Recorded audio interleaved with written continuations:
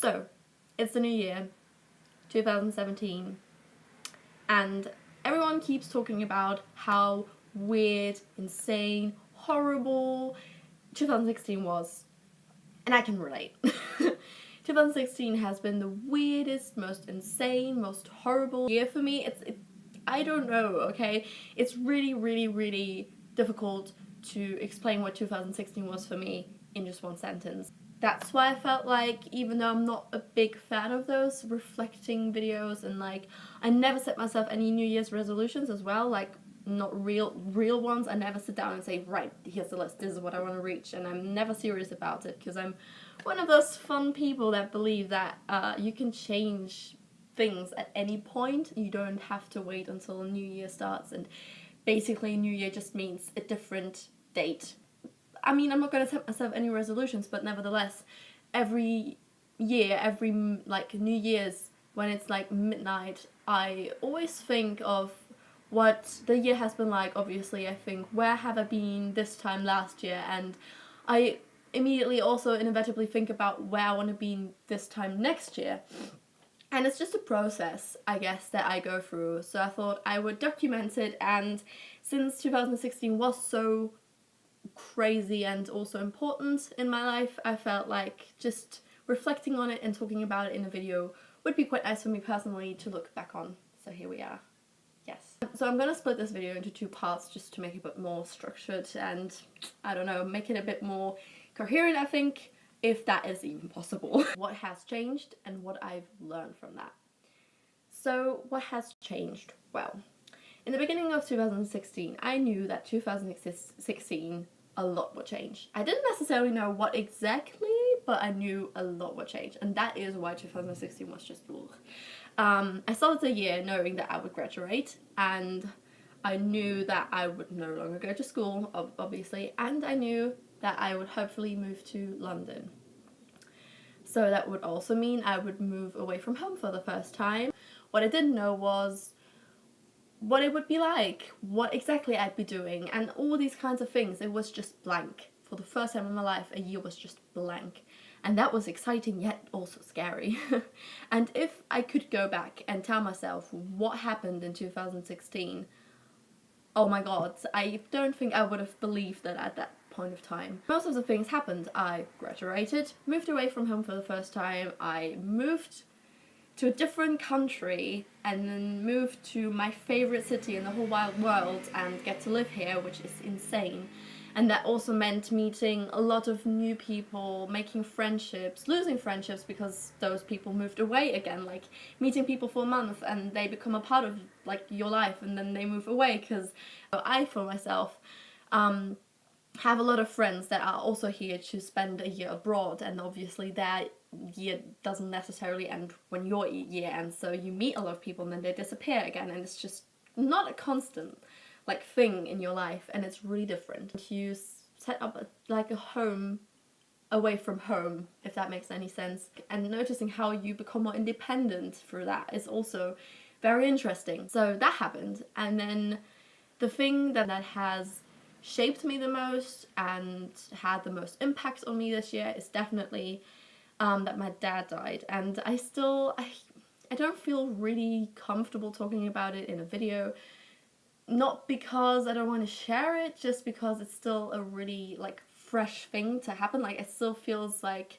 it's new to me, obviously, so I don't feel like I want to talk about every single detail or anything. It doesn't feel right to like talk about it here like all the time, or I don't know.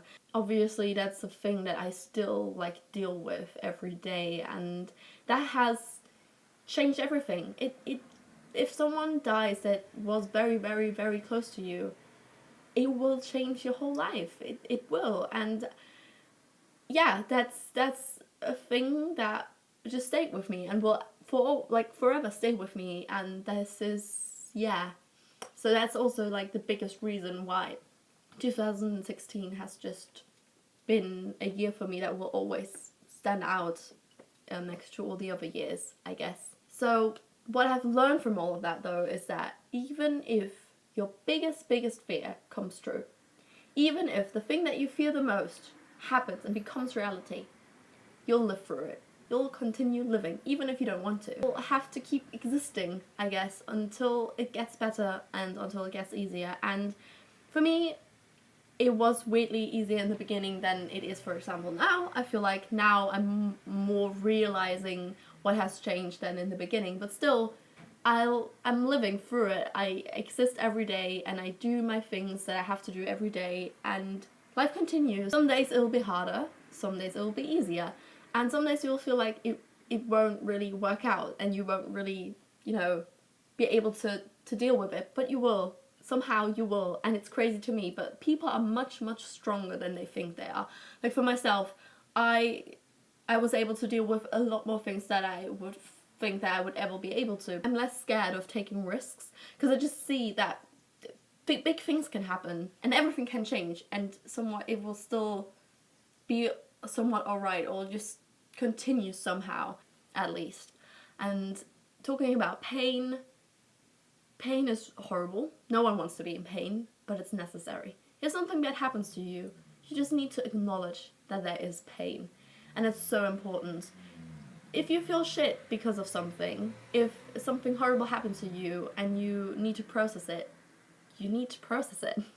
Ignoring it won't make it any better, and just acknowledging the pain, just not giving up, but just feeling, okay, I'm feeling this right now, I can see that I'm in pain, and just accepting it, I guess, and not trying to make you feel better, not trying to ignore it, just say, okay, this is here right now, and maybe tomorrow it won't be there, and tomorrow it might be better, but for now, I feel shit, but it's okay, and you just continue. Maybe sit for a moment, just think about it, accept it, acknowledge it, and that's important, I feel like. Don't try to like wish away the pain or try to ignore it, because that won't make it any better. And it's such an important part of processing things and getting to terms with things, I feel like, as well. On a more positive note, I said 2016 was a year where I met a lot of new people, and if I can give you any tips, it's just go out and talk to people. Go out and listen to them, and try and meet as many diverse people as possible. Try to meet people from different age groups, different backgrounds, different nationalities, and just talk to them and listen to them and share your experiences and listen to their experiences, because obviously you can only make your own experiences, but just listening to other people's experiences enriches you so much. It just makes you learn, and it just makes you think about things differently. You might think that you're really tolerant and open-minded and there's nothing really that you don't know. Trust me, that's not the way it works. Like, you will hear about so many new things and it will open your mind. Keeping with like meeting people and having people in your life, friendship is super, super important. Value your friendships, keep them close to you. It's not even necessary that you have your friends next to you all the time. Like, I have my old friends from school that live in a different country. I have some internet friends that have always lived far away from me. And it's not really being close to each other like geographically, I guess. It's just have them close to you and your heart. Just having someone that's just there for you, it's such an important thing, and being there for other people and just having close connections to people, I guess. It's so, so important. At least for me, it is. And that's what I learned. Again, I've always knew this, but this year has really shown me that being close to people and being able to talk to people about what's going on and what's on your mind, and then also listening to them, is super, super important. The very last thing that is really personal is that I've always kind of had a hard time living in a moment. And I'm sure that's like most of the people. Like, I have never met someone who's like, I live in the moment constantly. Like, nah. You always reflect on the past, you always think about the future, and it's sometimes hard to like not get caught up in this and not think about what will happen and what has happened too much, and just concentrate on the present. At least that's for me. And I've learned to do that more in 2016 because I had to. I would not be able to live in the moment, or like enjoy the things that are there. Enjoy the things that last right now. Just take a moment, and if something's good, and you might already know that it won't last, just still be able to appreciate it. It's there right now. So why not enjoy it? Why not take it in and be happy that it is the way it is? And that's really hard, and you have to learn to do that. It's not just something you can tell yourself to do and there you are and doing it.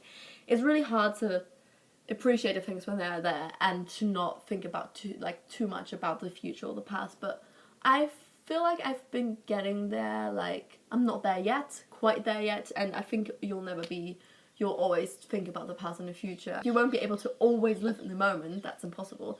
But I've been doing it way more than all the past years, because I just had to look out for the little positive things in my life in order to, you know, get me going and, you know, continue to see positive things.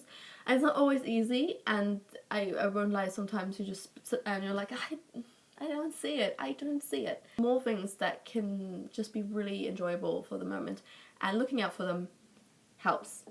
Yes. So yeah, that was my reflection slash what I've learned from 2016. I really hope that your year was better than mine, to be honest.